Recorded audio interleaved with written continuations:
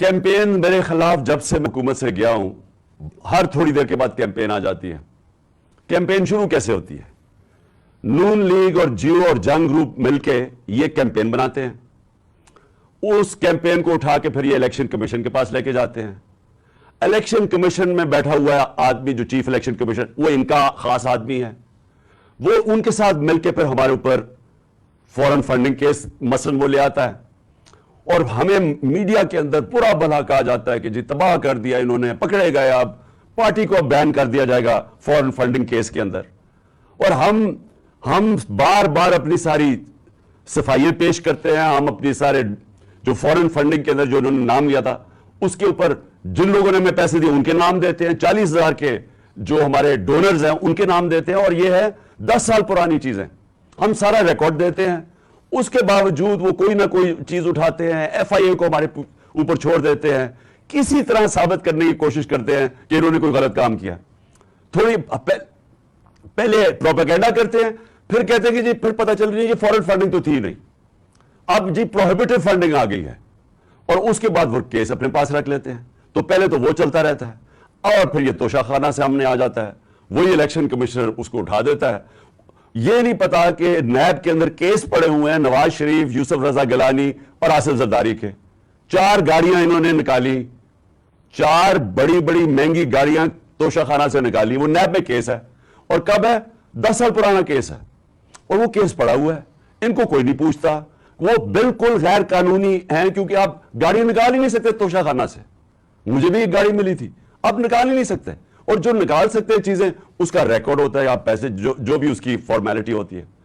اب انہوں نے توشہ خانہ اٹھایا ہوا ہے، میرے وکیل نے ان کی ساری چیزیں ایک ایک چیز کا جواب دیا۔ اب انہوں نے ایک نیا کام کیا، کل انہوں نے وہی جو کمبینیشن جیو نون لیگ اور اس کے بعد انہوں نے ایک فراڈ کو پکڑا۔ یعنی اگر آپ نے کوئی غلط کام کرنا ہے تو اس میں بھی کوئی عقل ہونی چاہیے، لیکن یہ اتنے بیوقوف ہیں کیونکہ مجرم جرائم پیشہ لوگ ہیں یہ۔ انہوں نے بیٹھ کے جس آدمی کو لے کے آئے، وہ سوشل میڈیا نے سارا بتا دیا کہ وہ ایک بھاگا ہوا ہے ناروے سے، اس کے اوپر کتنے کیسز ہیں، اس نے پاکستان کی ایف آئی اے نے اس کے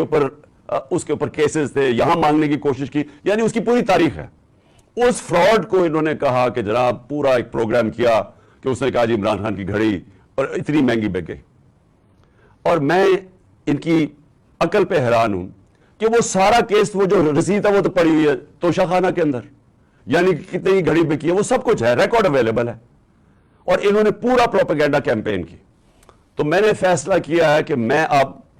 پہلے میں نے تو اس کے اوپر بھی کرنی تھی، فورن فنڈنگ کے اوپر بھی اس الیکشن کمیشن نے میرے پر ڈالا کہ عمران خان کو پتا ہوتے ہوئے کہ یہ غلط فنڈنگ ہے، اس کے باوجود اس نے اس کی اجازت دی۔ میں تو اس کے اوپر بھی، اس کے اوپر الیکشن کمیشن کے اوپر میں نے ہرجانہ کرنا تھا،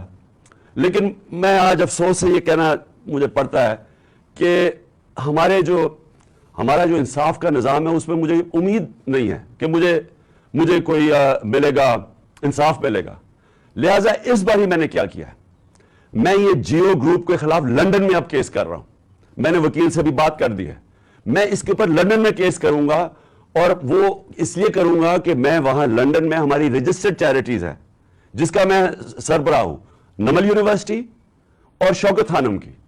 اور کیونکہ انہوں نے یہ وہاں بھی چلتا ہے تو ادھر میں اب ان کے اوپر کیس کروں گا کہ یہ جو میرے اوپر انہوں نے جو میری کردار کشی کی ہے، اب یہ وہاں جواب دے گے، کیونکہ ہم پیسے اکٹھے کرتے ہیں شوکت خانم کے لیے اور نمل کے لیے، تو لہٰذا میں لندن میں بھی کیس کروں گا۔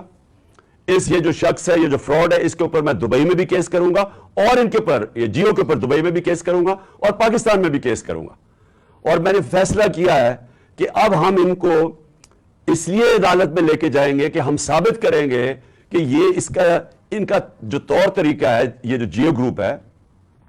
یہ اس ملک کے اندر پروپیگنڈا کرتا ہے۔ یہ جو جیو گروپ ہے، اس کا مقصد اس ملک کے اندر آزادی صحافت نہیں ہے، یہ اس کو اپنے میڈیا گروپ کو استعمال کرتا ہے، یہ ایجنڈاز کے لیے استعمال کرتا ہے۔ یہ جو انہوں نے آدمی کو پکڑا اور جو دبئی میں یہ جو سارا دبئی سے اور یہ جو پروگرام کیا ہے، اگر یہ دیانتداری سے صحافت کرتے تو ان کو پتا تھا کہ یہ فراڈ آدمی ہے۔ کبھی ایک آدمی جس آدمی کی کریڈیبلٹی کوئی نہیں ہے، اس سے تم 10 دفعہ سوچتے ہو کہ اس سے ہی آپ اس کے نام پہ یہ پروگرام کر رہے ہو، تو اگر آپ ایمانداری سے صحافت کرتے آپ کبھی ایسے گواہ کو نہیں لیتے، لیکن انہوں نے اس کو پوری طرح اس پروگرام کو ایسے بنایا اس گواہ کو کہ جیسے واقعی یہ سچ ہے. تو اس لیے اب مجھے کم از کم برطانیہ کی عدالت کو تو مجھے پتا ہے، کیونکہ میں نے وہاں ایک کیس لڑا ہوا ہے، اور مجھے اتنا بھی پتا ہے کہ 2 ہمارے لوگوں کے اوپر جب انگلیاں اٹھائی گئی اور اس میں سے ایک ہمارا جو وزیر تھا اس نے لندن میں جا کے انصاف لیا. تو میں بھی انشاءاللہ ادھر اب ان کے اوپر کیسز کروں گا تینوں جگہ کے اوپر.